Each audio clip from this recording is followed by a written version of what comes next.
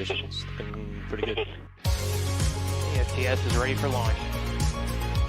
Ignition. Liftoff. Falcon 9 has cleared the tower.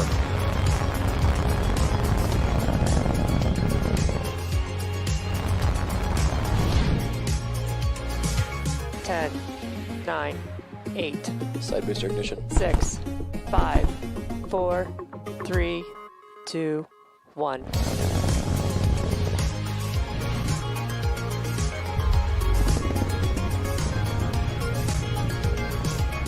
F9's in startup. So there we heard the call out. F9 is in startup, meaning that the flight computers have taken control of the launch countdown for Falcon 9. First and second stages are beginning to pressurize for launch. The white clouds that you see there is LD just... is go for launch. There we heard the final call. LD is go for launch.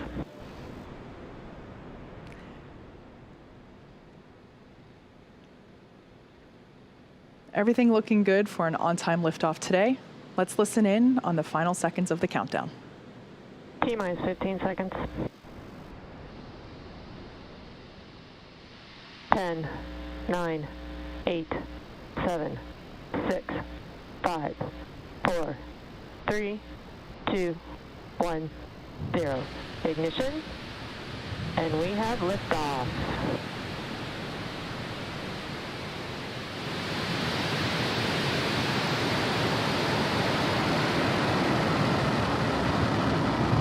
Stage 1 propulsion nominal. Vehicle's pitching downrange.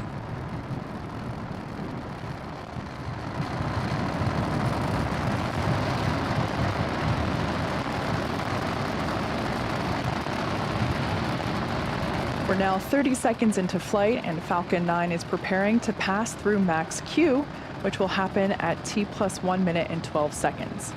For those of you that might be unfamiliar with this term, max Q is when the vehicle will experience the greatest amount of dynamic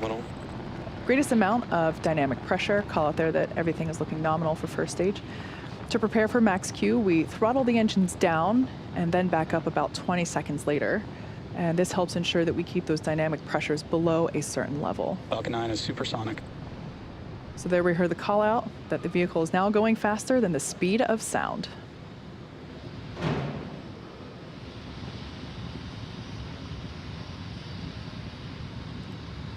Vehicle is experiencing maximum dynamic pressure. So there we heard the call out that the vehicle is passing through max Q. Main engine cutoff coming up in 3 seconds.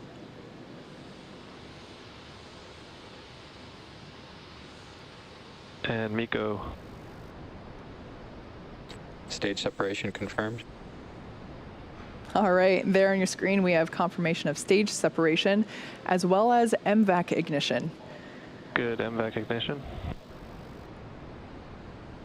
Great view there of planet Earth rotating behind the first stage, which is on the left-hand side of your screen, and the second stage on the right-hand side. So on the left-hand side, we can see those grid fins beginning to deploy into the landing position. Those grid fins will be utilized to help steer Falcon 9 for a precise landing on our drone ship, which, like I mentioned earlier, is positioned a couple hundred miles. On a nominal trajectory. Nominal trajectory there for Falcon 9. As I said, those grid fins will be utilized to help guide and steer the booster back to the drone ship. Bearing separation confirmed. And confirmation that there you saw it on your screen, the two fairing halves have separated, exposing the SXM-7 satellite.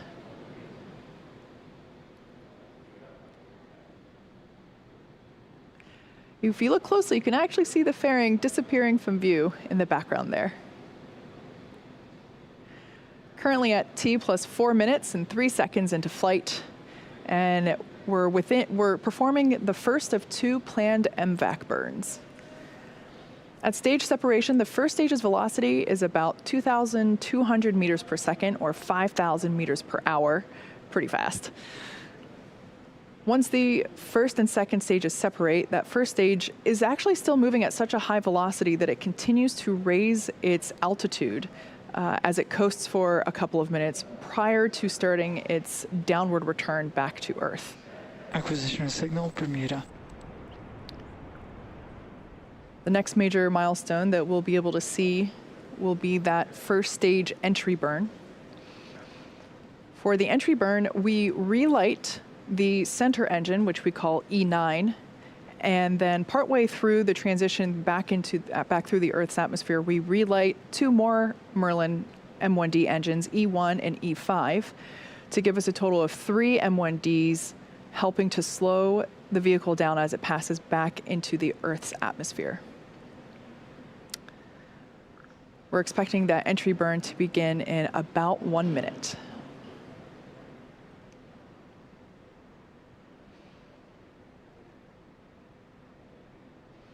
Trajectory continues to look good there on second stage, carrying the SXM-7 satellite for Sirius XM. Vehicle is on a nominal trajectory.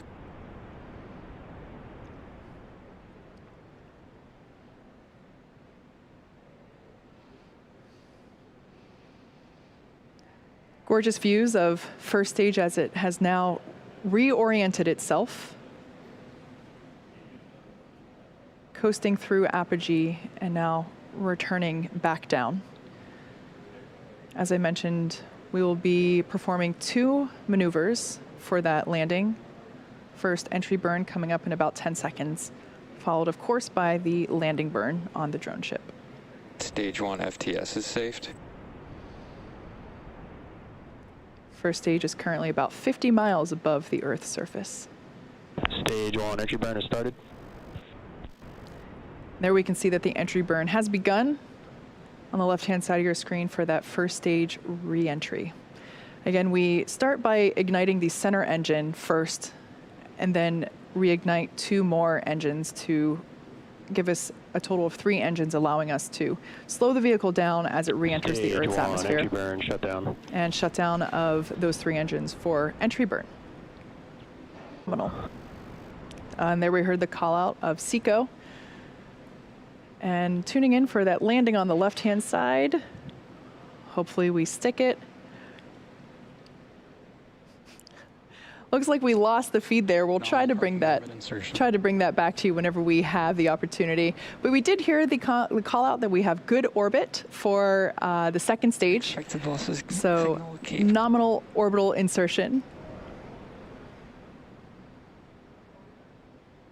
There on your screen, we have a great shot of the SXM-7 satellite.